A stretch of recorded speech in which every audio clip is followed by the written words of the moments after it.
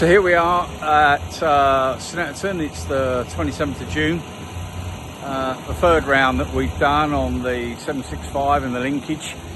And I'm going to give you a little look at the bike and give you some idea of what's going on. And then we'll see how the results go for the weekend. So far, not been too bad.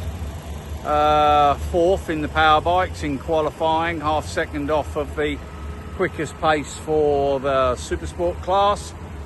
So we're there or thereabouts, but without doing some major modifications to the bike, I don't think we're going to be able to pull an awful lot more than that out. But the reality of it is the linkage works, the concept works. You're going to go fourth at Snetterton against 1000cc bikes. You're doing something right. So let's go and take a look. So let's take a look at the bike. What we're seeing here is a street triple 765. It's a street triple 765 frame in there. But if you look down towards the back of the motorcycle, you're going to notice something, and that is not a 765 swing arm. It is actually indeed a 675 swing arm, and there's a new linkage system under there which allows those two things to be linked together. Now let's do some simple stuff. Imagine what the street triple looked like when it came out of the showroom. It was what we call, or I call, a sit up and beg bike. That means that you were sat upright in the middle of the motorcycle. Literally your body would have been vertical here, or near as, damn it, with your cow horn handlebars showing up on the other end. Now the problem is once you put clip-ons onto the motorcycle, that changes everything, and I'll demonstrate what I mean by that. Daniel, can you come and sit on the bike please for me? So my son is going to demonstrate this for you. Put your hands up, imagine like the handlebars are here, and your other one similar like that. That's it, that's what we were after. So what we've got there is a riding position of how the bike would be normally, and what you can see is that his weight's centered over here. Now I want you to put your hands on the handlebars, Daniel. Now, given that he's probably about, I don't know, 7 stone wringing wet, but what you can see straight away is that his weight has been thrown forward on the bike.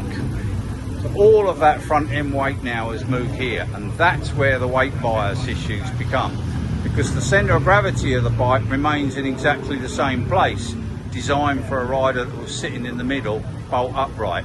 Sit upright for me again please, thank you. So when you make that change, that's where your weight bias issues come from, and it's all that centre of gravity that kind of dictates where the weight balance is all sorted by the length, the wheelbase length of the motorcycle. Here, going all the way back to here. Because we put this swing arm in it, we're now looking at a motorcycle that's reduced its overall wheelbase by 35 millimeters, and when we've done that, what it's done is it's brought the center of gravity forward, a little further forward, which means that when the bike is on the brakes, it's not applying quite so much weight to the front end of the motorcycle. Now Matt and I did this experiment at Donington. I think you would have known we all got disqualified for cheating essentially, because the swing arm is illegal. But we're going to have a talk with Matt, and we're going to talk about what he's found different about the motorbike. So we're here talking to Matt Pallet. We're up here at Snetterton. We've done 3 rounds so far. We did the first round at Donington, which was our debut. We then went on to Cadwell Park, and here we are at Snetterton Circuit. Matt's been out for qualifying this morning, qualified 4th with the PowerBikes at what is commonly renowned as a power circuit. So that's a pretty good achievement. We're about half a second off a pole position on the 600 Supersports. But don't take my word for how well the linkage is working. Matt's the man that rides the bike, so I'm going to ask him some questions because he's camera shy. And the first question is going to be, we turned up at Snetterton Park. Compared to where the bike was before, what were the most noticeable changes? I mean, what were your problems beforehand, and when we put the linkage on, what of those problems remained? The main problem initially was obviously just turning. I just wanted the bike to turn like fast and sharply, which is what we couldn't get it to do. So yeah, obviously we took it to Donington, and yeah, sort of in a couple of sessions we had worked out that it was turning a lot faster, and then sort of just refining it really from there, wasn't it? Yeah. So Cadwell Park, we found out that the rear shock wasn't working the way that we wanted, which is a lesson to be learnt for all of us, because we were fiddling all morning with the front end thinking that's where the problem was. In reality, the problem was at the back end of the bike. But what it does tell you is that you should go right through your machine and check absolutely everything, because taking for granted that something works can often lead you into a few problems. Now, when we arrived at Snetterton here, it was a circuit you had already visited and raced on the bike as it was before. And one of the things you said to me, I think, was about the first corner bumps that you really noticed on the first time round. So what was the result this time? What was the vibe? Yeah, straight away we didn't really have that problem, to be fair. We could feel the bumps that are there still, but it just felt more controlled. Like it felt more planted, and I can drive over the bumps with confidence, as opposed to just being a little bit nervous with the throttle over them, which was the sort of the feeling that the previous swing arm linkage gave us. So, I mean, when I met you the first time round, I really was getting the vibe that you were at the end of your tether with the bike. Yeah, it was getting a bit like that, yeah. And I've seen this a whole number of times. I've seen people fit geometry parts on their bikes and then throw them away because they don't work. The truth is they do work. It's just that they're not setting the bike up to work with the linkages. Tell me a little bit about what you've not learned, but or maybe it is learned. What have you kind of learned about geometry in these sort of short period of time, really? The last 3 rounds we've been working together. Have you got a better understanding of what's happening now? Yes, yeah, definitely got a better understanding of the geometry. Like obviously the small differences that can just make the bike act how you want it to. Just basically give you a confidence-inspiring bike. And that for me has always been the key, because if you feel confident on the bike, that means you can push for more speed, more lap times, and that essentially is what geometry allows you to do. But what I do find at the moment is that people struggle with just suspension settings, let alone geometry settings. But when we were talking about it yesterday, and we were talking about what we were doing with the front forks and that movement, once we went through that process, it seemed to become a bit more logical to it. In fact, it became relatively obvious. Yeah, it makes sense, didn't it? Yeah.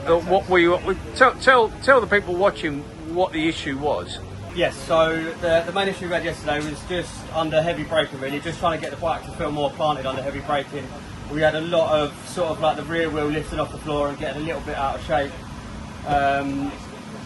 So what we did mainly is we lifted the front end of the bike up, just so under heavy braking it would push the front more rather than trying to lift the rear up. So we were looking for less weight transfer over onto the front of the bike under the heavy brakes, so it wasn't pushing the front wheel quite as far. Now this is something that you can do on a bike. Anybody can do a bike, whether it's got geometry or not. The big difference is that if we are to make a change like that, where we bring the bike up at the front, essentially we slow the steering down. How much of that slowing of steering did you notice, or did you not really notice? Not loads, no. I'd probably say on some of the tighter corners a little bit, but not. It was sort of more beneficial that we could get into the corner hot, heavy braking, get the bike turned, get the bike stood up and get out the corner, and then round the faster corners. I don't think we lost anything.